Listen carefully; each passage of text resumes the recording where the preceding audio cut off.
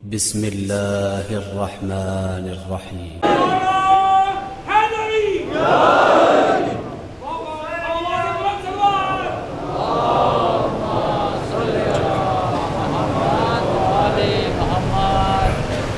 فاتحة. بسم الله الرحمن الرحيم. الحمد لله رب العالمين الرحمن الرحيم مالك يوم الدين إياك نعبد وإياك نستعين اهدنا الصراط المستقيم صراط الذين أنعمت عليهم غير المغضوب عليهم صل على محمد. أعوذ بالله من الشيطان الرجيم. بسم الله الرحمن الرحيم.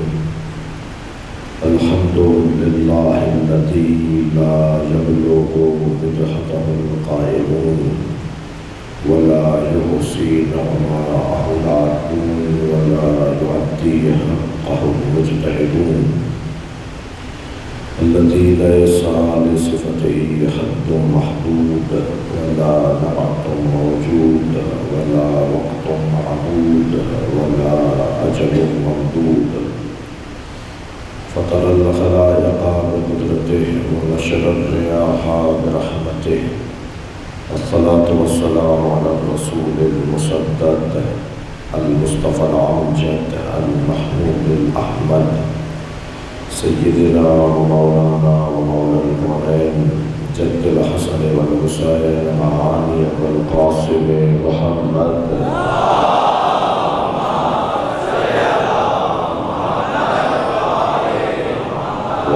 الطيبين الطاهرين المعصومين الذين قال الله إنما يريد الله ليذهب عنكم الرجس أهل البيت ويطهركم تطهيرا.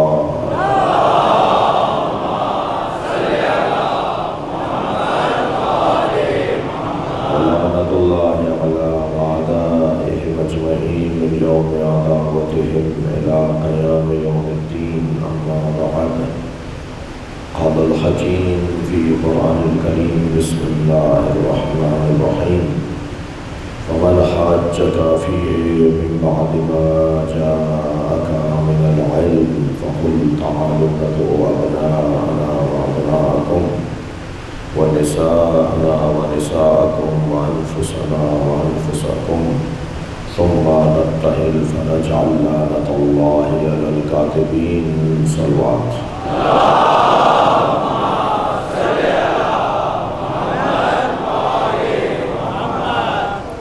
سورہ مبارکہ آل عمران آیت نمبر 61. اللہ کے کلام کا ترجمہ ہماری زبان میں کچھ یوں ہے کہ بس علم آ جانے کے بعد جو کٹ حجتی زدم زدہ بحثم بحثی تسلیم نہ کرے آپ کی بات کو، علم آ جانے کے بعد بھی اگر کوئی نہ مانے فقل تو میرے حبیب پھر ان سے کہہ دیجئے کہ تعالوا ندعو، بلا لاتے ہیں ہم اور تم اپنے بیٹوں کو، اپنی بیٹیوں کو، انفسنا انفسکم، اپنے جیسوں کو، ثم نبتہل، اس کے بعد ہم مباہلہ کریں گے، ونجعل لعنۃ اللہ علی الکاذبین، اور پھر اللہ کی لعنت جھوٹوں پر قرار دیں گے. یہ آیت کا ایک سمجھنے کے لیے ترجمہ ہے. یہ کوئی میں مدرسے میں تو درس سے خطاب نہیں کر رہا کہ اس کے الفاظ کی ایک ایک بندش کے اوپر غور کیا جائے. پیغام یہ ہے جو میں نے آپ کے سامنے بیان کیا. آیہ کریمہ میں اللہ کے نبی کی عظمت بیان ہو رہی ہے. اللہ نہیں چاہتا کہ نبی کے سامنے کوئی ضد کرے. اللہ چاہتا یہ ہے کہ نبی کی بات کو تسلیم کر لیا جائے، اور تسلیم بھی کوئی زور زبردستی پر نہیں ہے، بلکہ تسلیم بھی عقلی تقاضوں کے مطابق اللہ چاہتا ہے. تمہارے پاس اس سے اچھی بات ہے تو لاؤ، لیکن اگر اس سے اچھی بات تمہارے پاس نہیں ہے تو پھر مانو. ایک عنوان عظمت پیغمبر کا ہے، نبی کی عظمت کو اللہ یہاں بیان کر رہا ہے، اور دوسرا عنوان اس آیہ کریمہ میں پنجتن کی عظمت کا ہے۔ پنجتن کی عظمت کو جو اللہ نے اس آیت میں بیان کیا، اسے آج میں اپنی ایک تعبیر میں جو بزرگوں سے میں نے سیکھی اور سمجھی ہے، ایک تعبیر کے مطابق آپ کی خدمت میں اس مطلب کو بیان کرنے کی کوشش کروں گا کہ اللہ نے اس آیت میں ایک تو نبی کو یاد کیا ہے اور 4 نبی کے آئینوں کو یاد کیا ہے۔ یہ 4 پنجتن کے نبی کے بعد جو ہستیاں ہیں، یہ سب کے سب نبی کے آئینے ہیں۔ البتہ آئینوں میں ایک روشن سا، ایک واضح سا فرق یہ ہے کہ ایک قد آدم اور خود نبی کے قد کے برابر کا آئینہ ہے جو پوری تصویر دکھائے گا، اور اس آئینے کو علی کہتے ہیں۔ لہٰذا نبی نے جسے اپنے برابر قرار دیا ہے وہ ہے انفسنا و انفسکم، ہم اپنے جیسے لاتے ہیں، تم اپنے جیسے لاؤ۔ صلوات پڑھے محمد والے۔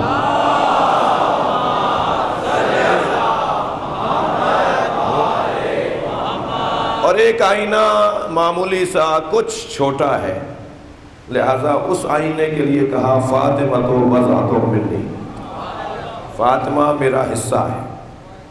اور پھر 2 آئینے نبی نے اور قرار دیے جو ایک دائیں ہیں اور ایک بائیں ہیں، اور وہ بظاہر چھوٹے آئینے ہیں، مگر عزیزو ان چھوٹے آئینوں کا کام وہی ہے جو بڑے آئینے کا ہے۔ اگر آپ آمادہ ہیں تو میں اپنی تعبیر میں یوں کہوں کہ آئینہ بڑا ہو یا چھوٹا، تصویر پوری دکھاتا ہے۔ صلوات پڑھے محمد و آل محمد۔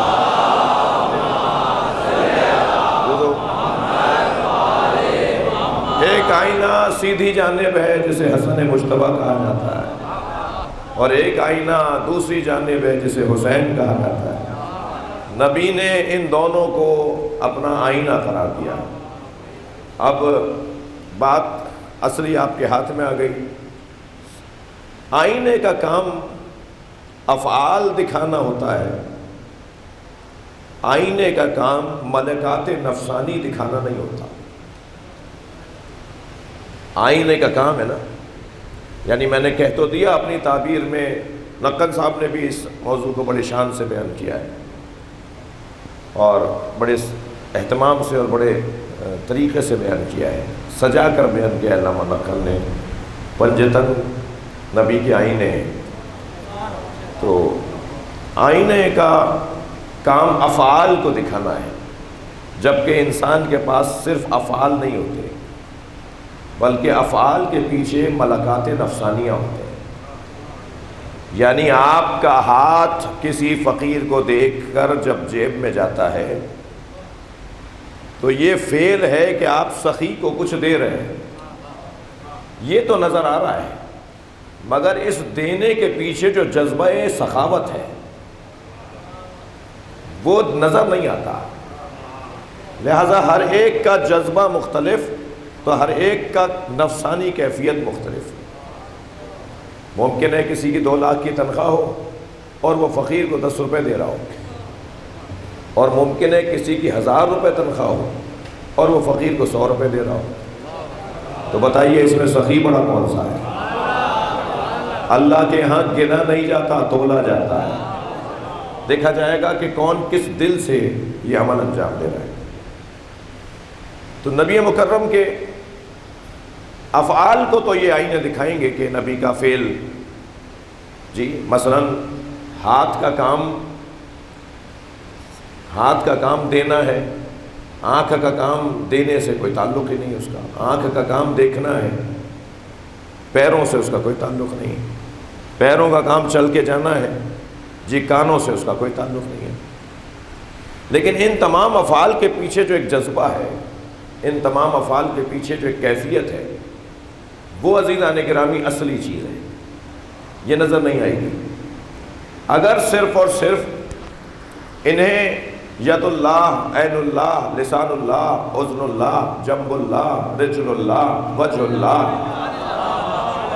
اگر یہ کہہ دیا گیا ہوتا تو بات یہ ہوتی کہ افعال دکھاتے ہیں، مگر اللہ نے انہیں افعال تک محدود نہیں رکھا، بلکہ کہا وَمِنَ النَّاسِ مَن يَشْرِي نَفْسَهُ ابْتِغَاءَ مَرْضَاتِ اللَّهِ وَاللَّهُ رَءُوفٌ بِالْعِبَادِ۔ کوئی ہے جو بستر پہ سوتا ہے اور اپنا آپ بیچتا ہے اور اللہ کی مرضیوں کو خریدتا ہے۔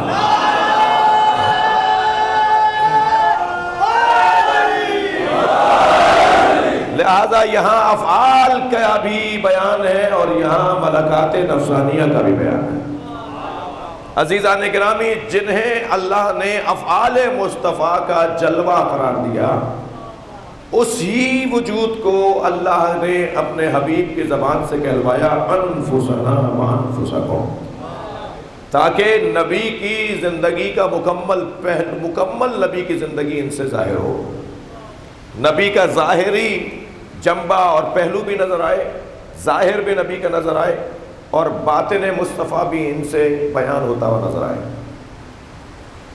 سب سے پہلا آئینہ، سب سے بڑا آئینہ جو قد آدم ہے اور نبی کے قد کے برابر ہے، یہ میں اگر قرآن کی آیت پڑھے بغیر کہتا تو جو لوگ ساری امت کو نبی جیسا بولتے ہیں وہ علی کی یہ فضیلت سن کے مجھے مشرک بول دیتے ہیں۔ یا تو ایسا شوق ہے کہ نبی ہم جیسے ہیں، یا اگر میں یہ کہہ رہا ہوں کہ علی نبی جیسے ہیں تو غلو ہو رہا ہے۔ صلوات پڑھیں محمد اور آل محمد۔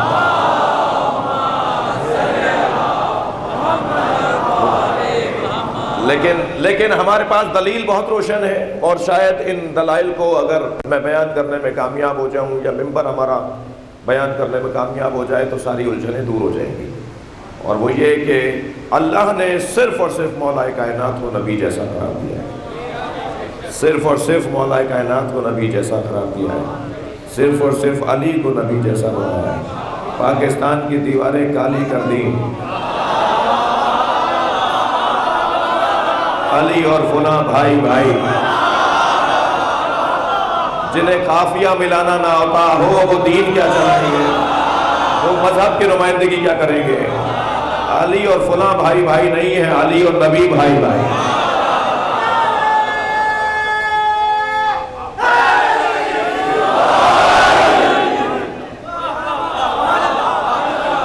ہجرت کے موقع پر سرکار نے مزاجوں کے مطابق بھائی بھائی بنایا۔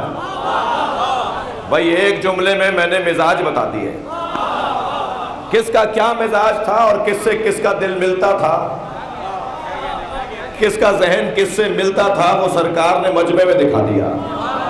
جب فلاں کو فلاں کا، تھک تو نہیں رہے، اور فلاں کو فلاں کا، اور سارے مسلمانوں کو، مہاجروں کو انصار کا، انصار کو مہاجروں کا، جب سب کو سب کا بھائی بنا دیا، سب بھائی بھائی بن گئے، تو ایک اکیلے علی رہ گئے۔ تو شاید کسی نے تاریخ میں پڑھتے ہوئے سوچا ہو کہ علی رہ گئے، اب علی کو کس کا بھائی بنایا جائے گا؟ تو عقل مند آدمی، علی رہ گئے تو نبی بھی تو رہ گئے تھے۔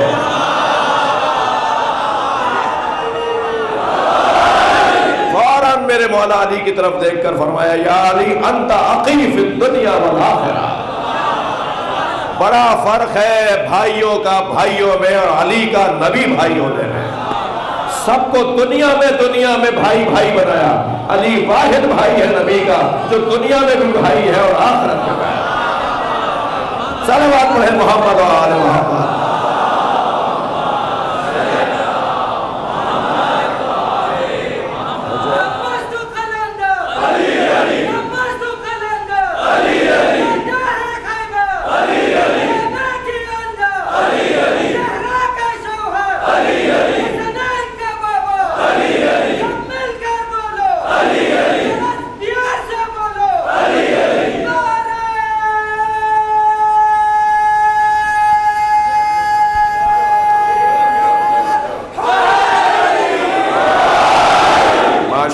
ماشاءاللہ مولا کائنات کو مولا نبی اپنے جیسا قرار دے رہے، اور تمام تر طاقتوں کا سرچشمہ بھی، عکاس بھی، مبین بھی، بیان بھی علی۔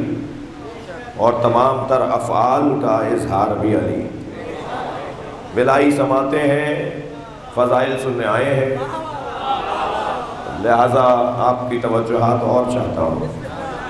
عزیزان گرامی، بچہ جہاں پیدا ہوتا ہے اسی خاندان پہ جاتا ہے، اس کی چال بتا دیتی ہے کہ کون ہے، اس کا حلیہ بتا دیتا ہے کہ کون ہے۔ سرکار دو جہاں مولا کائنات کے فضائل کے بیان میں علی کی عظمتوں میں ایک عظمت یہ بیان فرما رہے ہیں کہ علی کو اللہ نے کعبے میں بھیجا ہے۔ تو علی کعبے میں دنیا میں آئے ہیں تو ہاتھ ید اللہ ہی تو ہوگا، یہ عین اللہ ہی تو ہوں گے، یہ لسان اللہ ہوں گے، یہ عذر اللہ ہوں گے۔ اللہ کی جانب نبی، اللہ کی جانب علی مکمل منسوب، یعنی علی کی مکمل نسبت اللہ سے۔ جی یہ سارے القاب مولا کے۔ اب دو چیزیں رہ گئی تھیں، ایک خون اور گوشت۔ ہاتھ، آنکھ، زبان، کان، پیر، کمر، چہرہ، یہ سب اللہ سے منسوب ہو گیا۔ اب دو ہی چیزیں رہ گئی تھی، خون اور گوشت۔ نہ اللہ کے خون کا گزر ہے، نہ اللہ کے گوشت کا، تو فوراً سرکار کی آواز آئی، لحموں کا لحمی، دموں کا دمی۔ یا علی،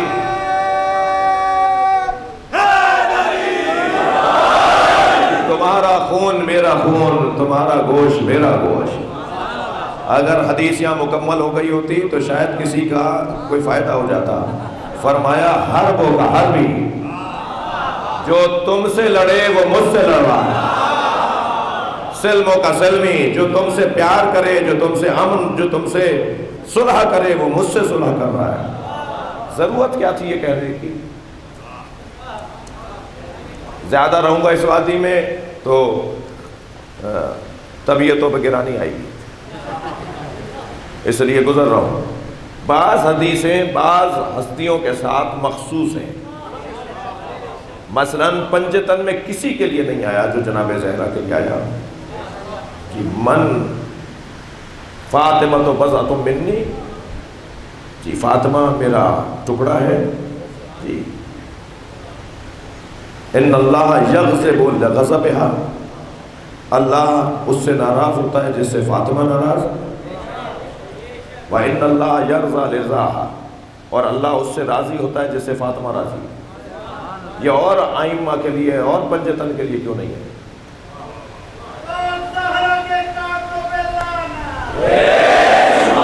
اسی طرح مولا کائنات کے لیے یہ لفظ نبی مکرم کے کہ حربوں کا حربی، کیا کوئی لڑے گا کیا ان سے؟ آپ سے اتنی جنگیں ہو چکی، اب کون سی جنگ باقی رہ گئی؟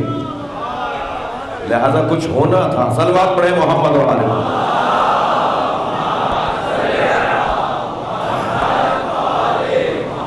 بہت کچھ کہنا ہے، وقت تنگ ہوتا جا رہا ہے، اس سے بہتر صلوات دیا کریں۔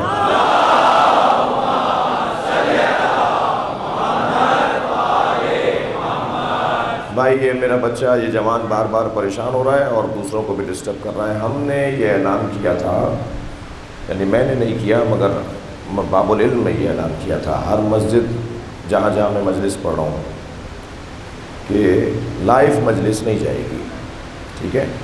تو ابھی جو کوئی دوست موبائل اٹھاتا ہے نا، وہ بیچارہ وہاں سے چل کے اسے ڈھونڈنے، اسے روکنے آتا ہے، تو مجلس ڈسٹرب ہو رہی ہے۔ خدا کے واسطے کہنا مان لو ہمارا، ایک صلوات پڑھ لیں محمد والا۔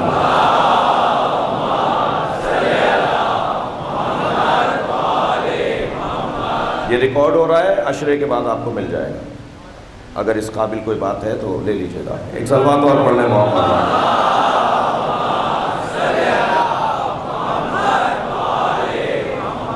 لیکن مجلس متاثر ہو رہی ہے، امید کرتا ہوں کہ اب یہ تکرار نہیں ہوگی کہ موبائل لے کے نہیں کھڑے ہوں، بیٹھے نہیں، یعنی دیکھ ریکارڈ نہیں بنائیں۔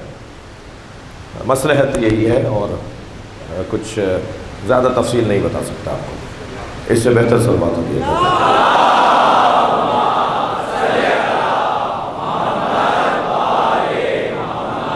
بات آگے بڑھے، اصلی مضمون کی طرف آ رہا ہوں۔ پروردگار اللہ کے حبیب نے، نبی کو پروردگار نے ان ہستیوں کی عظمت کے بیان پر مامور کیا ہے، اور جس کے ساتھ جو معاملہ ہونا تھا اس معاملے کے مطابق سرکار نے اس ہستی کا تعارف کروایا۔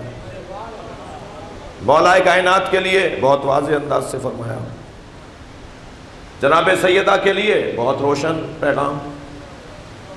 میرا مضمون کیونکہ امام حسن مجتبیٰ ہے،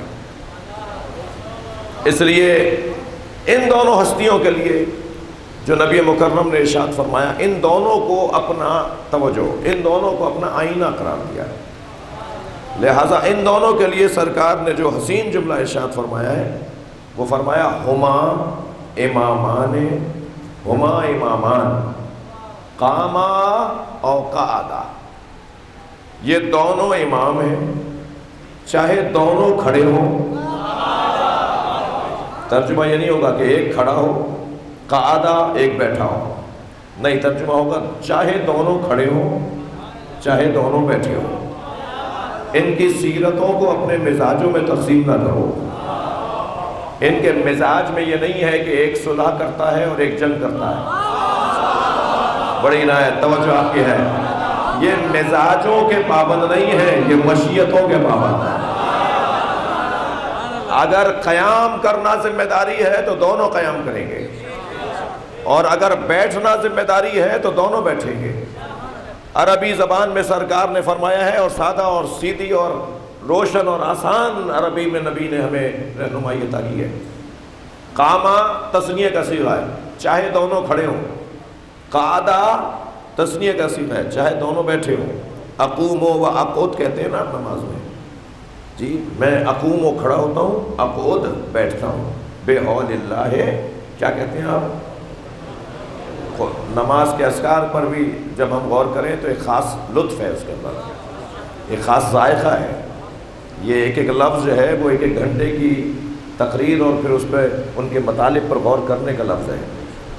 بے حول اللہ ہے، یا اللہ تیری مدد سے، تیری توفیق سے، تیری مدد سے اقوم و کھڑا ہوتا ہوں، اقعد بیٹھتا ہوں، ٹھیک ہے۔ قاما چاہیے دونوں کھڑے ہوں، قعدہ او قعدہ چاہیے دونوں بیٹھے ہوں۔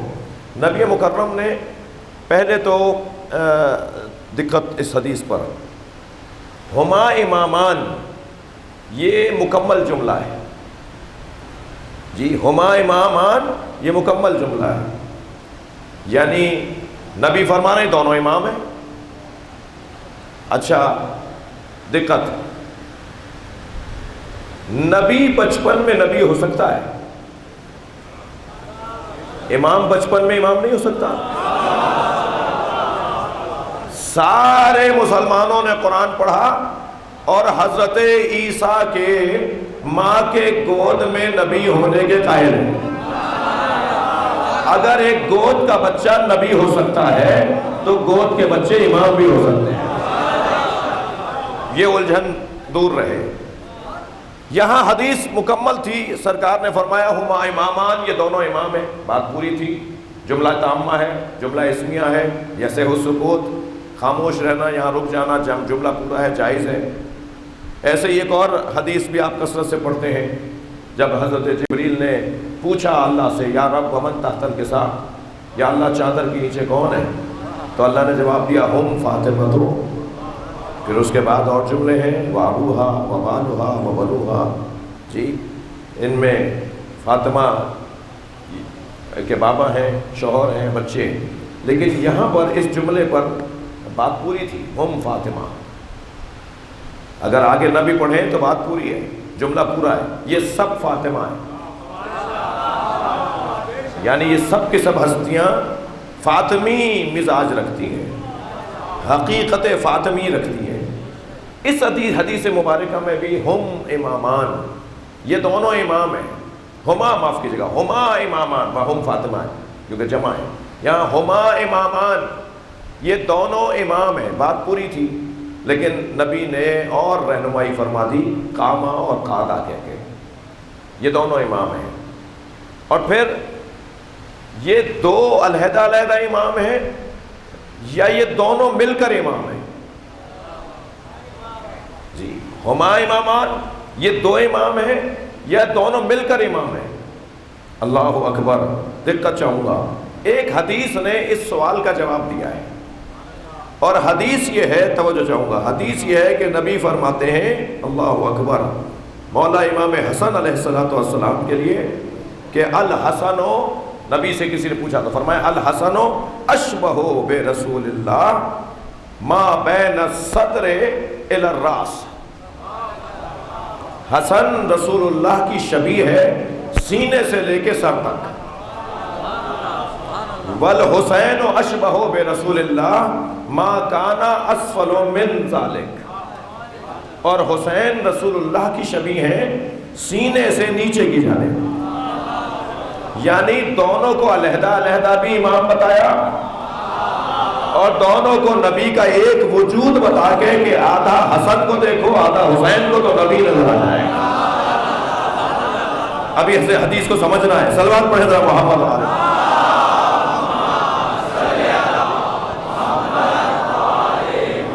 اس حدیث کو سمجھنا ہے. یہ کیوں سرکار نے فرمایا کہ حسن، اور روایت کیوں کہتی ہے یہ بات کہ حسن رسول اللہ سے مشابہ ہیں، ما بین الصدر الی الراس، سینے سے لے کے سر تک. اللہ اکبر. سر میں آنکھیں ہیں، جو حسن دیکھتا ہے وہ نبی دیکھتے ہیں، جو نبی دیکھتے ہیں وہ حسن دیکھتا ہے. سر میں زبان ہے، سر میں ہے نا زبان، یہ سر ہے سارا، سر میں زبان ہے. جو حسن بولتے ہیں وہ نبی بولتے ہیں، جو نبی بولتے ہیں وہ حسن بولتا ہے. سر میں کان ہے. اب آپ چلتے چلے جائیے، گویا بتایا جا رہا ہے کہ حسن مجتبیٰ کے سارے کردار کے پہلو نبی کے کردار کے پہلو ہیں.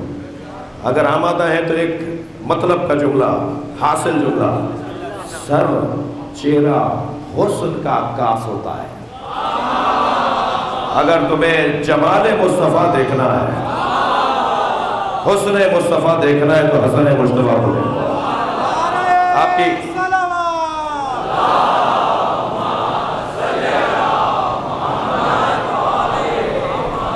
اصلی مطلب تک آ گئے. سرکار کا حسن امام حسن کے چہرے سے ظاہر ہے، اور سرکار معمولی حسین نہیں ہے، بلکہ نبی کی آنکھوں کی قسم اللہ کھا رہا ہے. پلکوں کو اللہ دیکھ رہا ہے، بھووں کو اللہ دیکھ رہا ہے، سرکار کے چہرے کو اللہ دیکھ رہا ہے. اور کائنات میں جو حسن کا استعارہ ہے، حضرت یوسف وہ یہ فرماتے ہوئے نظر آئے کہ اے زلیخا، اگر تم نے اس نبی کو دیکھ لیا ہوتا، کان آخر زمان، جو آخری زمانے میں آئے گا، یقال لہ محمد، اسے محمد پکارا جائے گا، تو تمہارا کیا حال ہوتا جب میرے اوپر تمہارا یہ حال ہے. حسن سرکار دو جہاں، امام حسن مجتبیٰ کا حسن، امام حسن مجتبیٰ کا حسن، نبی مکرم کا حسن. دقت ہے. ابھی پچھلے دنوں شکیل بھائی ایک نعت کہنے کا اللہ نے موقع عطا فرمایا، توفیق عطا فرمائی، تو وہ اپنے محترم مجمع کے حوالے کر رہا ہوں. جہان حسن سے یہ انقلاب ہو نہ سکا. بات حسن کی ہو رہی ہے اور نبی کے حسن کی بات ہو رہی ہے. جہان حسن سے یہ انقلاب ہو نہ سکا، محمد عربی کا جواب ہو نہ سکا. کہ میں بھی واقف سر کے، تھک تو نہیں رہے، کہ میں بھی واقف سر کتاب ہو نہ سکا، اسی لیے تو میرا انتخاب ہو نہ سکا. گیا تھا، صلوات پڑھے محمد والے،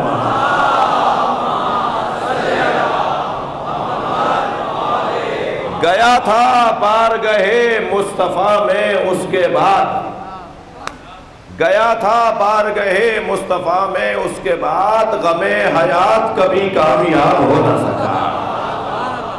اور توجہ چاہوں گا کہ حقیقتاً ابو طالب کے لاڈلے کے سوا یہ کیسی بات ہوگی کہ نعت ہو جائے اور حضرت ابو طالب کا نام بھی نہ آئے. حقیقتاً میں نے پرنٹ منگوایا تھا،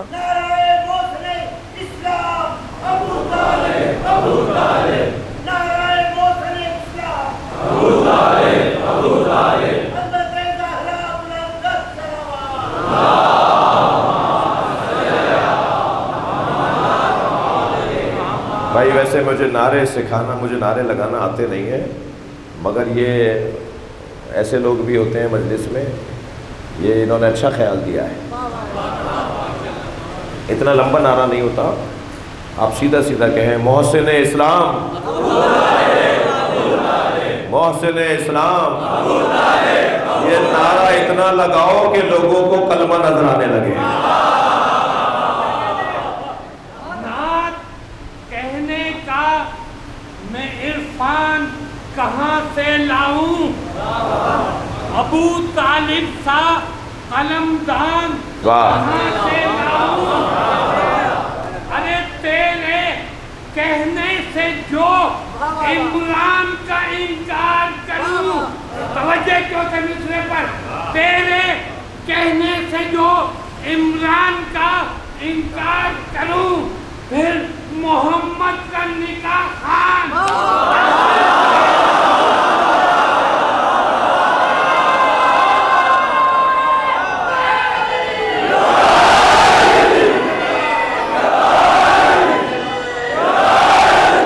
حقیقتاً ابو طالب کے لاڈلے کے سوا،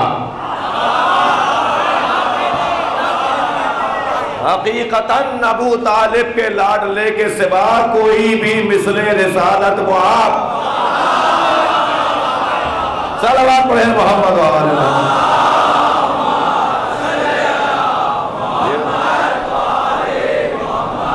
حسن امام حسن مجتبی، نبی مکرم کا جمال، نبی مکرم کا حسن امام حسن مجتبی کا حسن ہے۔ عزیزان گرامی، یہاں اللہ اپنے نبی کی زبان سے ان دونوں بچوں کو امام کہلوا رہا ہے۔ اچھا یاد رہے کہ جب انہیں امام بنانے کا اور امام کہنے کا وقت ہے تو یہ دونوں کم سن ہیں، کم سنی میں امامت مل رہی ہے اور کم سنی میں جوانوں کی سرداری مل رہی ہے، تو کم سے کم اتنا طے ہو گیا کہ یہ ہماری بچوں کی طرح اور ہماری طرح نہیں ہے، انہیں اللہ نے خاص اہتمام کے ساتھ سجایا ہے، یہ عام وجود نہیں ہے۔ اچھا امام بنایا ہے، دقت تھوڑا ایک مرحلہ اور آگے آ رہے ہیں، امام بنایا ہے اللہ نے، اللہ کے حبیب نے انہیں امام بنایا ہے۔ امام جسے بنایا جاتا ہے، اچھا نبی وما ينطق عن الهوى ان هو الا وحی یوحی، نبی تو کوئی بات نہیں کرتے جب تک کہ وحی قرآنی نہ ہو، وحی الہی نہ ہو، وحی آسمانی نہ ہو، یہ بولیں گے تو وحی کے مطابق بولیں گے، ایسا ہی ہے۔ اور وحی کیا کہہ رہی ہے، وَإِذْ ابْتَلَىٰ إِبْرَاهِيمَ رَبُّهُ بِكَلِمَاتٍ فَأَتَمَّهُنَّ، جب ابراہیم کو اللہ نے کلمات کے ذریعے سے آزمایا اور ابراہیم اپنی آزمائش میں، اپنے امتحان میں پورے اتر گئے، قَالَ إِنِّي جَاعِلُكَ لِلنَّاسِ إِمَامًا، تو اللہ نے کہا اے ابراہیم ہم تمہیں لوگوں کا امام بنا رہے ہیں، تو حضرت ابراہیم نے فوراً فرمایا وَمِن ذُرِّيَّتِي، میری اولاد میں، تو اللہ کا جواب آیا لا ینال عہدی الظالمین، میرا یہ عہدہ امامت، یہ عہدہ امامت لا ینالو نہیں پہنچے گا، فاعل ہے عہدی، لا ینالو فعل ہے، لا ینالو فعل، عہدی فاعل، میرا یہ عہدہ ظالموں تک نہیں پہنچے گا۔ قرآن ہے، ذوق تھوڑا سا بڑھائیے گا، میرا یہ عہدہ امامت ظالموں تک نہیں پہنچے گا، یہ وہ عہدہ ہی نہیں ہے جسے ظالم اچک لیں، یہ وہ عہدہ ہی نہیں ہے جسے ظالم لوٹ لے، یہ عہدہ ہی نہیں ہے جسے ظالم چھین لے، میرا یہ عہدہ امامت ظالموں تک نہیں پہنچے گا۔ یہاں فاعل ہے عہدہ، عہدی فاعل ہے، یہ خود ڈھونڈے گا کہ کون اہل ہے، بس جو اہل ہوگا یہ اس تک خود پہنچے گا، اور جب یہ کہہ دیا کہ ظالموں تک نہیں پہنچے گا تو یہ بات واضح ہو گئی کہ پہنچے گا تو معصوموں تک پہنچے گا۔ عہدہ امامت پہنچتا ہی معصوم تک ہے، ضد ہے ظالمین کی صاحبان عصمت، معصوم ضد ہے ظالم کی، یہ ظالموں تک عہدہ نہیں پہنچے گا۔ تو عزیزان گرامی پریشانی کی کوئی بات نہیں ہے، الجھن کی کوئی بات نہیں ہے کہ کس کو کیا مانا جائے، اللہ خود منوانا جانتا ہے، اللہ خود جانتا ہے کہ یہ عہدہ. دیکھیں آیہ تطہیر کے اندر کیا آیا؟ انما یرید اللہ لیذھب عنکم الرجس اہل البیت ویطہرکم تطہیرا. یہاں پر رجس فاعل ہے. رجس آپ تک نہیں پہنچ سکے گا, رجس آپ تک نہیں پہنچے گا. یہ جہاں جائیں گے جی رجس ان سے دور رہے گا, یہ آپ تک نہیں پہنچے گا. اب اگر کہیں اہل بیت کی بات ہو اور رجس کی بات ہو رہی ہو تو سمجھے وہ اہل بیت کی بات نہیں ہے. اہل بیت کا ذکر جہاں ہوگا رجس خود دور ہٹے گا. جی میرے پاس ایک عصا ہے شکیل بھائی, کڑوے بادام کے درخت کی عصا رکھنا مستحب ہے, اگرچہ کسی تکلیف کی وجہ سے ایسا نہیں, استحباب ہے کہ ایسا رکھنا چاہیے. کڑوے بادام کا لکڑی وہ پوری شاخ توڑی جاتی ہے, وہ بنی بنی عصا ہوتی ہے, یعنی قدرتی طور پہ وہ سیدھی لکڑی ہوتی ہے. اور تو وہ ایک ہم نے منگوائی, لداخ اور کرگل کے اندر ہی کڑوے بادام کے درخت موجود ہیں. جی جو یہاں ہمارے لداخی بیٹھے ہیں, جو ہمارے مثال کے طور پہ شمالی علاقہ جات کے عزیز بیٹھے ہیں, ان کو زیادہ پتہ ہوگا, نہیں پتہ تو میں بتا رہا ہوں کہ وہاں یہ درخت وہاں ملتا ہے, وہاں پایا جاتا ہے. اور اس کی لکڑی رکھنا آیت اللہ خوئی پاکستان سے منگواتے تھے یہ لکڑی ایسا اپنے ہاتھ میں رکھنے کے لیے. تو اس کے لیے ہے کہ اگر یہ کہیں ہو تو جو زہریلے جانور ہیں وہ دور ہٹتے ہیں.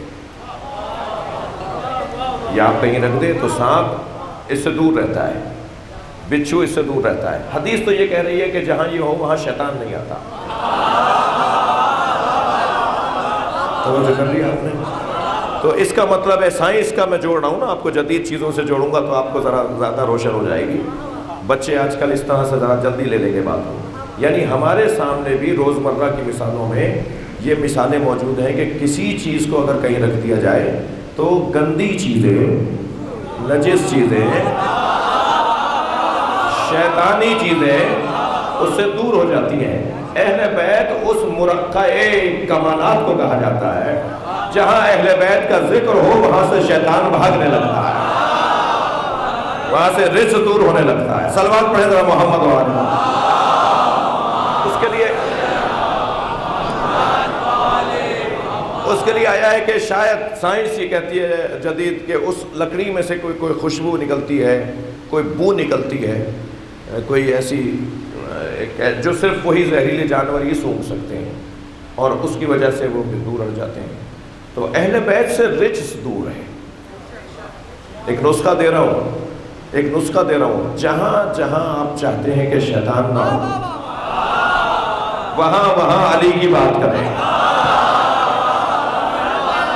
وہاں وہاں زہرا کی بات کریں, وہاں وہاں حسنین کا تذکرہ کریں, خود شیطان بھاگتا ہوا نظر آئے گا. رجس نجاست ان کے قریب نہیں آ سکتی. ایسے ہی کہا جا رہا ہے لا ینالو عہدی الظالمین, یہ عہدہ امامت ظالموں تک خود نہیں جائے گا, یہ جائے گا ہی وہاں کے جہاں عصمت ہوگی. اب اللہ کے نبی نے دونوں شہزادوں کو کہہ دیا ہما امامان, یہ دونوں امام ہیں. تم مانے کہ یہاں پر یہ عہدہ جا رہا ہے تو یہاں عصمت ہے, یہ عہدہ جائے گا ہی وہاں کے جہاں ظلم نہیں ہوگا. عزیزو عجیب لوگ ہیں, لکھ دیا ایک اخبار میں کہ مدائن میں حسن مجتبیٰ نے امامت ہینڈ اوور کر دی. یہ کوئی کرسی ہے جو دے دی؟ اور اگر تھک کے نہیں بیٹھے تو بات کرو بھائی, یہ کوئی منصب ہے جو دے دیا کسی کو؟ علم کسی کو دیا جاتا ہے؟ کوئی سخاوت کسی سے چھین سکتا ہے؟ کوئی کمالات ذاتیہ لے سکتا ہے؟ امامت کمالات کا مجموعہ ہے, یہ کسی کو دیکھ کر اپنا ہاتھ خالی نہیں کیا جا سکتا. امام نے امامت کسی کو نہیں سونپی ہے, امام نے امامت کسی کو نہیں سونپی. بیعت کا تو سوال پیدا نہیں ہوتا. صلح کی وہاں جاتی ہے جہاں صلح کرنے والا غالب ہو, صلح ماننے والا مغلوب ہو. امام حسن مجتبیٰ نے کسی کی بیعت نہیں کی ہے. اگر آمادہ ہے تو جملہ دے رہا ہوں. جب امام حسین نے فرمایا مثلی لا یبایع مثلہ, مجھ جیسا اس جیسے کی بیعت نہیں کر سکتا, تو کوئی تو کھڑے ہو کر کہتا کہ آپ کے بھائی نے کر لی تھی. صلوات پڑھے محمد و آل محمد.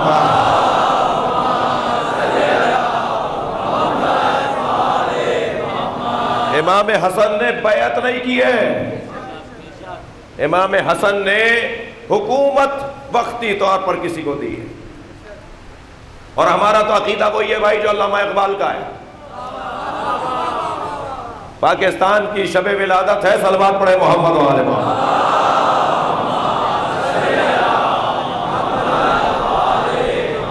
پاکستان کی سالمیت کے لیے صلوات پڑھے۔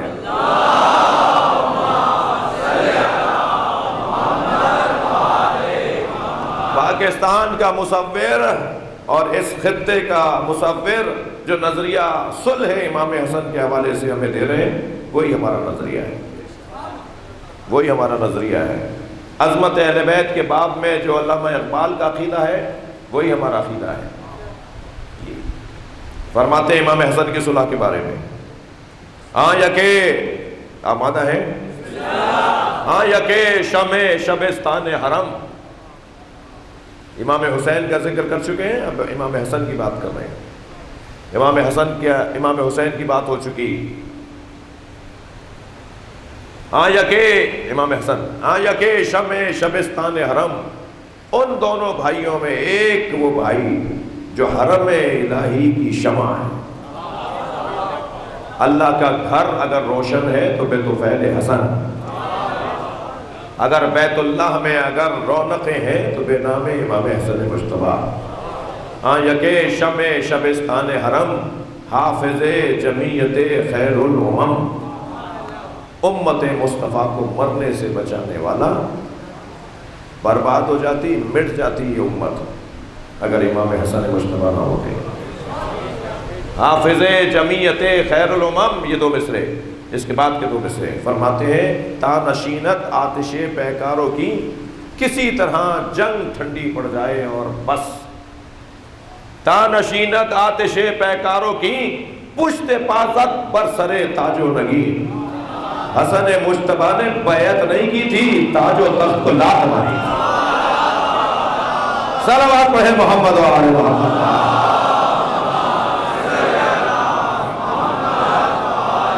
وہ جنگلوں کو مہکتا چمن بنا دے گا، وہ جنگلوں کو مہکتا چمن بنا دے گا، اداس گھر کو بھی رشک عدن بنا دے گا۔ جی وہ بگڑ چکی ہے جو تیری تقدیر پاکستان، تو آ ادھر، یہ ہمارا حسن بنا دے گا۔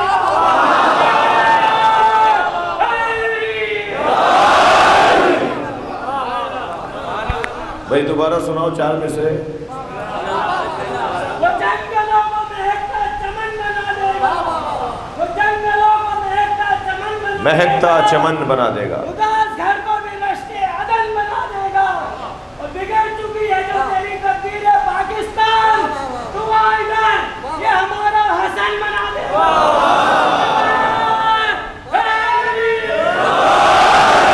پاکستان کی بقا بھی صلح امام حسن میں ہے۔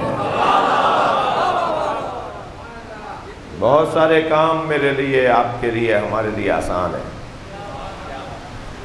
مگر مشکل کام کرنے والے کو حسن ہی کہا جاتا ہے۔ بہت کام ہے، اور جب تک صلح حسن سے نہیں گزریں گے، سیرت حسین سمجھ میں نہیں آئے گی۔ دونوں بھائیوں نے امت کو بیماری سے بچایا ہے، ایک نے تشخیص مرض کا کام کیا ہے، ایک نے علاج مرض کا کام کیا ہے۔ تھکے نہیں ہیں تو بات کرو۔ دو طرح کے ڈاکٹر ہیں آج، ایک ٹیسٹ لکھ کر دے دیتے ہیں کہ جائیے یہ ٹیسٹ کروا لیجئے، یہ خون اتنا دے دیجئے، فلاں اتنا دے دیجئے، تاکہ پتہ چلے کہ بدن میں مسئلہ کیا ہے۔ ایک ڈاکٹر ہے تشخیص مرض کا ڈاکٹر، جو ٹیسٹ کرواتا ہے، جو رپورٹیں دیکھتا ہے، مانگتا ہے، اور پھر ان رپورٹس کی بنیاد پر، اس ٹیسٹوں اور آزمائشوں کی بنیاد پر پھر دوسرا ڈاکٹر دوا لکھتا ہے۔ امام حسن نے صلح کر کے پوری امت کا ٹیسٹ کیا ہے، تاکہ یہ تو طے ہو جائے کہ بیماری کیا ہے۔ اس امت کو ایک بڑی بیماری لگ چکی تھی جسے غفلت کی بیماری کہتے ہیں، اور اس غفلت کی بیماری اتنا یہ مرض بڑھ چکا تھا کہ یہ مرض معمولی نسخے سے اور دوائیوں سے دور ہونے والا نہیں تھا، اس کے لیے آپریشن کی ضرورت تھی۔ تھکے نہیں میری باتوں سے؟ مرض تو طے کر دیا امام حسن نے کہ غفلت کا مرض ہے، مگر یہ مرض دوائیوں سے حل ہونے والا نہیں تھا۔ امام حسین خطبہ دیتے تو علاج نہ ہوتا، امام حسین نصیحت کرتے تو علاج نہ ہوتا، اس کا ہونا ہے آپریشن۔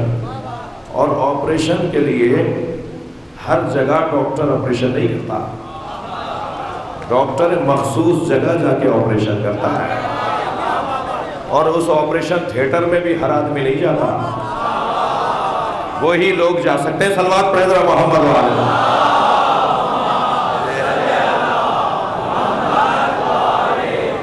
جو اس ڈاکٹر کے ہم نوا ہوں اور ہمکار ہوں، جو اس کے مددگار ہوں اور جو اس جیسے ہوں، جو مرض دور کرنے میں مہارت رکھتے ہوں۔ اور اس علاج کے لیے انہوں نے جو جگہ انتخاب کی ہے، اس آپریشن تھیٹر کو کربلا کہتے ہیں، جہاں وہی جائے گا جس میں ایک نام حبیب ہے، ایک زہیر قین ہے، اور سب سے بڑا معاون جو حسین کا ہے وہ ہے عباس۔ یہ سب کربلا میں آئے ہیں امت کا علاج کرنے، اور علاج اس وقت تک مکمل نہیں ہوگا جب تک حسین مولا اپنا خون اس بیمار کو نہ دے دے۔ اس بیمار کو حسین کا خون دیا گیا ہے۔ جی اگر آپ کا کوئی عزیز ایسا بیمار ہو جسے خون کی ضرورت ہو، یا ہم محاورتاً کہتے ہیں کہ یہ بیمار ہوئے تھے تو ان کو پتہ نہیں کس کا خون چڑھ گیا، ان کی کچھ عادتیں بدلی نظر آ رہی ہیں، مثلاً محاورتاً کہا جاتا ہے اسلام کی رگوں میں جو خون ہے وہ حسین کا ہے، لہذا مطمئن رہیے اب یہ مرنے والا نہیں ہے۔ اسے ایسی حیات دے گئے کہ بہت کچھ سازشیں ہو سکتی ہیں مگر اسلام باقی رہے گا۔ الاسلام ہوا محمدی الوجود و حسینی البقاء۔ اسلام لائے نبی ہے، بچایا حسین نے۔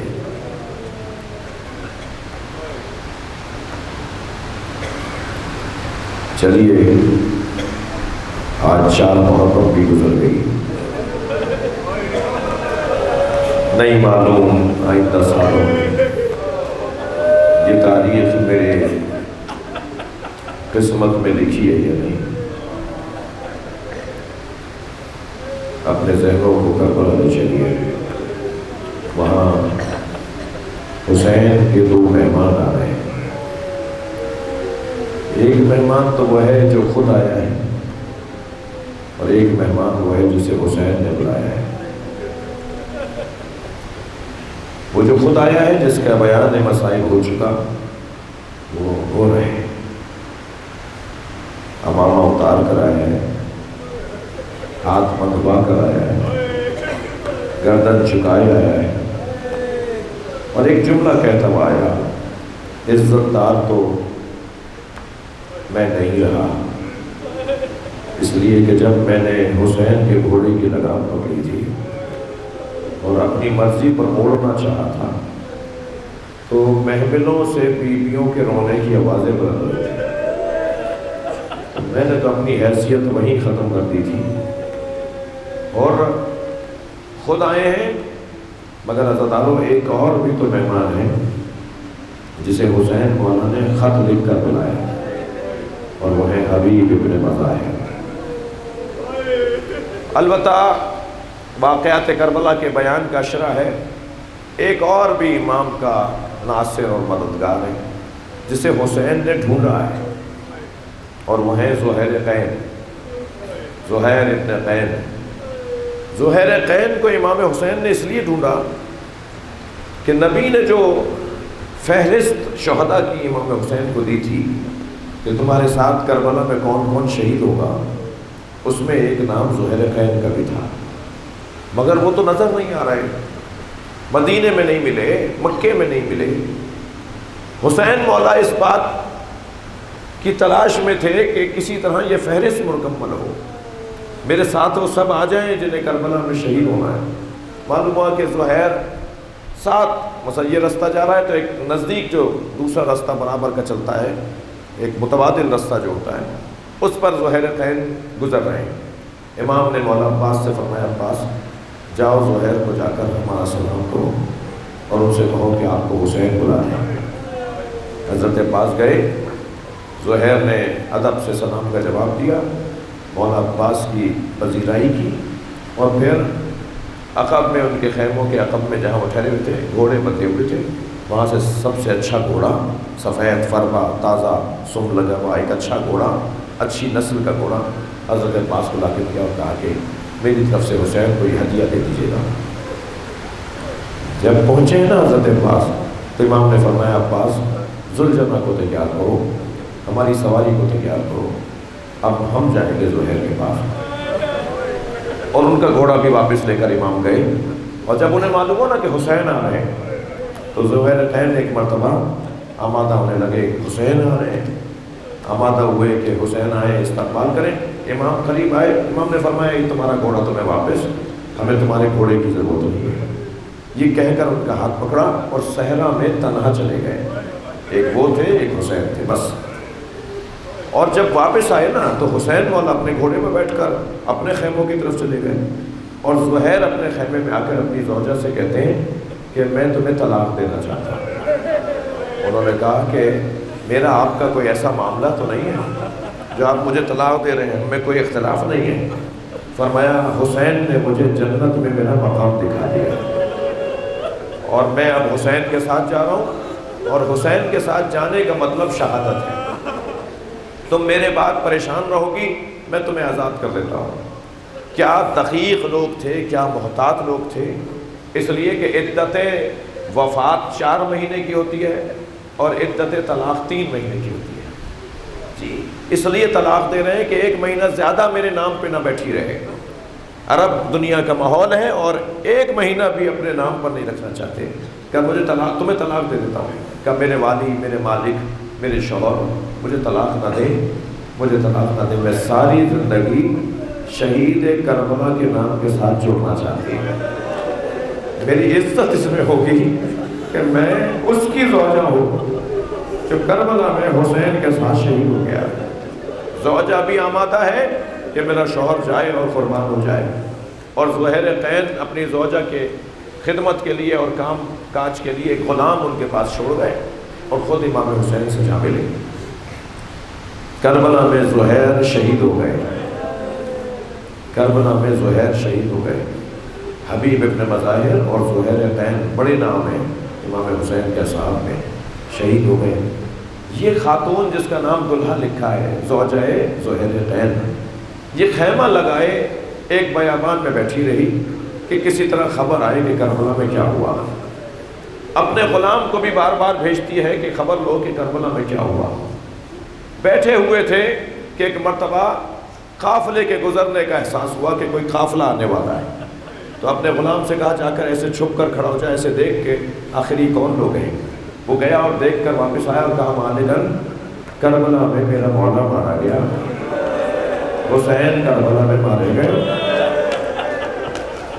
حسین کے بچوں کو اسیر بنا کر کوفہ کی طرف لے جا رہے ہیں، اور جو جو حسین کے ساتھ شہید ہوا ہے ان کے کٹے ہوئے سر نیزوں کی انیوں پر ہیں، اور روتے ہوئے کہنے لگا کہ میرے مالک زہیر قین کا سر بھی کٹا ہوا میں نے دیکھ لیا، کٹا ہوا سر زہیر قین کا نیزے کی انی پر چڑھا ہوا ہے، اور ایک ظالم وہ نیزہ لے کے جا رہا ہے۔ تو روتے ہوئے گھر خیمے میں گئی، صندوق کھولا، ایک کفن نکالا اور کہا میں تجھے آزاد کر دوں گی، میرا ایک کام کر دے، میرا کام یہ ہے کہ جا کر کربلا میں اپنے مالک زہیر کو کفن پہنا دے اور اسے وہاں دفنا کر آ جا، یہ کفن تمہارے مالک نے اپنے لیے رکھا تھا، میں تجھے اس کام پر انعام کے طور پر آزاد کر دوں گی۔ عزیزانو یہ غلام کفن لے کے کربلا چلا گیا، اور یہ بی بی دلہا جس کا نام دلہا لکھا ہے یہ منتظر بیٹھی ہے کہ اب خبر آئے گی کہ زہیر کو دفنا دیا۔ خیمے میں تھی کہ ایک غلام کے گھوڑے کی آہٹ محسوس کی تو دوڑتی ہوئی باہر آئی تو کیا دیکھا؟ غلام ہاتھوں پہ کفن لیے کھڑا ہے، گردن جھکائے کھڑا ہے. کہنے لگی اتنا سا کام بتایا تھا، میں تجھے آزاد نہیں کروں گی. روتے ہوئے کہنے لگا آپ ساری زندگی مجھے اپنا غلام رکھیں، مجھے آزاد نہ کریں، لیکن مجھ سے یہ نہ کہیں کہ میں کفن کیوں نہیں لے کر آیا.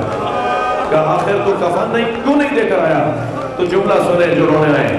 کہنے لگا مالکن کفن ایک تھا، میں حسین کا لاشا چھوڑ کر اجرکم اللہ اجرکم اللہ. جو رونے آئے اپنی آوازوں کو آزاد کریں گے. ایام گریے کے ہیں، ایام عزاداری کے ہیں. بہت بڑا نام ہے زہیر عین کا. ایک بڑے نام کا اور حال سن لیجئے، وہ ہے جناب حبیب ابن مظاہر. خط لکھ کر بلایا ہے امام حسین نے، زوجہ کے ساتھ بیٹھے ہوئے کھانا تناول کر رہے ہیں. دروازے پر دستک ہوئی، تھکے نہیں، آواز دی من الباب، کون ہے دروازے پر؟ قاصد نے کہا انا برید الحسین، میں حسین کا قاصد ہوں. ہاتھ پیر پھول گئے، دوڑتے ہوئے دروازے پر گئے. امام کا خط لیا، آنکھوں سے لگایا، بوسہ دیا، سینے سے بس کیا، خط کو کھول کر پڑھنا شروع کیا. بسم اللہ الرحمن الرحیم من الحسین ابن علی الی رجل فقیر حبیب ابن مظاہر. یہ حسین ابن علی کا خط ہے، ایک رجل فقیر حبیب ابن مظاہر کے نام. سلام کے بعد لکھا حبیب تمہیں نبی سے ہماری نسبت کا علم ہے، تم جانتے ہو کہ نبی سے ہماری کیا نسبت ہے. بس حبیب اتنا سمجھ لو کہ ہم کربلا میں دشمنوں میں گھر چکے ہیں، اور حبیب یہ جان لو کہ میرے ساتھ زینب بھی ہے. والسلام حسین ابن علی. حبیب نے خط پڑھتے ہوئے اپنی زوجہ کو مخاطب کیا. خط میں حسین نے مجھے مدد کے لیے پکارا ہے. تو کہنے لگی پھر کیا ارادہ ہے؟ تو قلب زوجہ کا امتحان لینے کے لیے کہنے لگے میں بوڑھا ہو گیا ہوں، میں کیا مدد کروں گا حسین کی. تو یہ خاتون اٹھی، سر پہ چادر لے کر کہنے لگی پھر مجھے جانے دو، تم نے خود تو بتایا ہے کہ قافلے میں زینب بھی ہے. اجرکم اللہ. حبیب نے کہا یہ کیسے ممکن ہے حسین مجھے بلائے اور میں حسین کی مدد کرنے نہ جاؤں. اجرکم اللہ. حبیب نے اپنے غلام کو بلا کے کہا گھوڑا تیار کرو اور شہر کے فلاں جگہ پر مقام پہ لے جا کر اس رستے پہ کھڑے ہو جاؤ، میں کچھ دیر میں آؤں گا اور اس پہ سوار ہو کر حسین کی مدد کرنے جاؤں گا. بے راہوں سے ہوتے ہوئے، غیر مانوس رستوں سے ہوتے ہوئے حبیب جب پہنچے تو پہنچنے میں حبیب کو دیر ہوئی. دیر ہونے پر غلام گھوڑے سے کہہ رہا تھا کچھ دیر اور دیکھتے ہیں، اگر میرا مالک نہ آیا. ہر ساتھ سنتے ہیں آپ کے مسائل. یہی تو معجزہ ہے کربلا کا، یہ ذکر پرانا نہیں ہوتا. اجرکم اللہ. اگر کچھ دیر اور میرا مالک نہ آیا تو میں تیری پشت پر بیٹھ کر حسین کی مدد کرنے جاؤں گا. حبیب کی آنکھوں میں آنسو آ گئے. اللہ نے غربت حسین، غلام بھی حسین پہ رحم کھا رہے ہیں. فرمایا تو نے میرے مولا سے محبت کا اظہار کیا ہے، جا اسی بات پر میں نے تجھے آزاد کیا. کہنے لگا مالک ساری زندگی آپ کی خدمت کی ہے، اب زہرا کے لال کی خدمت کا وقت ہے، اب نبی زادے کی خدمت کا وقت ہے، مجھے اپنے ساتھ لے جائیے. خوش ہوئے حبیب، غلام کو ساتھ لے لیا، میدان کربلا کی طرف روانہ ہوئے. سنیں گے اللہ، ابھی حدود کربلا میں حبیب نہیں آئے تھے کہ امام نے آواز دی عباس میرا دوست آ رہا ہے، علی اکبر استقبال کرو میرا بھائی آ رہا ہے. مرحبا کی صداؤں میں حبیب کا استقبال ہوا. امام نے پڑھ کر گلے لگایا. ابھی حبیب کا استقبال کر کے خیموں کے قریب آئے تھے کہ ایک خیمے سے جناب فضا باہر آئے. سن لیا آپ نے، جناب فضا باہر آ کر امام حسین سے کچھ کہتی ہے. امام نے فرمایا اماں آپ خود کہہ دیجئے. فضا آگے بڑھی اور کہا حبیب تمہیں زینب نے سلام بھیجا. حبیب نے امامہ اتار دیا. اللہ علیہ غربت اہل بیت. عزاداروں، حبیب ابن مظاہر مولا سے اجازت لے کے میدان کربلا گئے، 30 سے زیادہ سپاہیوں کو فنار کیا، مگر زخموں پہ زخم بڑھتے رہے، آخر حبیب گھوڑے سے زمین پر آئے اور آواز دی، مولا میرا سلام آخر۔ حسین لاشے پر پہنچے، مرثیہ پڑھا، یا اللہ میں حسین گواہی دیتا ہوں یہ حافظ قرآن تھا، یہ ایک رات میں قرآن ختم کر دیتا تھا، یہ تیرے نبی کا صحابی تھا۔ امام حسین نے حبیب کی تعریف میں مرثیہ کہا، لاشا درج شہیدہ میں لا کے رکھ دیا، بہت رو لیے، مجلس تو ہو گئی، مگر عزیزانو یہ منظر بھی سن لیجئے، حبیب کا ایک بیٹا ہے جس کا نام قاسم ابن حبیب، کربلا میں بابا کے ساتھ آ کر شہید نہیں ہوا۔ جب باپ کربلا آ رہے تھے تو یہ سفر پر تھا، واقعہ گزرنے کے بعد اسے معلوم ہوا میرے بابا کو شہید کر دیا۔ جب حبیب کی شہادت کی خبر آ گئی تو یہ کربلا کی طرف روانہ ہوا کہ کسی طرح باپ کا جنازہ دفنا دے۔ معلوم ہوا سامنے سے قافلہ آ رہا ہے جس میں نیزوں کی انیوں پر شہیدوں کے سر ہیں۔ جب سروں کو جا کر دیکھا تو سر نظر آ گیا حبیب ابن مظاہر کا، جس کے ہاتھ میں سر تھا اس سے کہنے لگا یہ میرا بابا حبیب ہے، ان کا سر مجھے دے دے تاکہ میں دفنا دوں۔ اس نے کہا مجھے یہ سر شام پہنچانا ہے۔ کہا وہاں جو تجھے انعام ملے گا میں دینے کو تیار ہوں۔ کہا نہیں، مسئلہ انعام سے زیادہ گنتیوں کا ہے، سر گنے جاتے ہیں، میں تمہیں سر نہیں دے سکتا۔ تو قاسم ابن حبیب وہاں سے چلے گئے اور یہ قافلہ 2 دن کوفہ رہا۔ کوفے سے جب شام کی طرف جانے لگا تو اپنے 10 نوجوان پہلوان جنگجو دوستوں کو جمع کر کے لایا اور قافلے پر حملہ کیا اور سر حبیب چھیننے میں کامیاب ہوا، اور جو مختلف سمتوں میں اس کے جوان کھڑے تھے نا انہیں آوازیں دے کر کہنے لگا واپس چلو، جس کا جوان بیٹا زندہ ہو اس کے باپ کے سر کو نیزے کی انی پر نہیں اٹھایا جاتا۔ امام سجاد کا حال ہے ہوا، امام نے بیڑیاں سنبھالی، امام حسین کے سر کے قریب آ گئے، بابا یہ سچ کہتا ہے آپ کا بیٹا مشیت کا پابند ہے،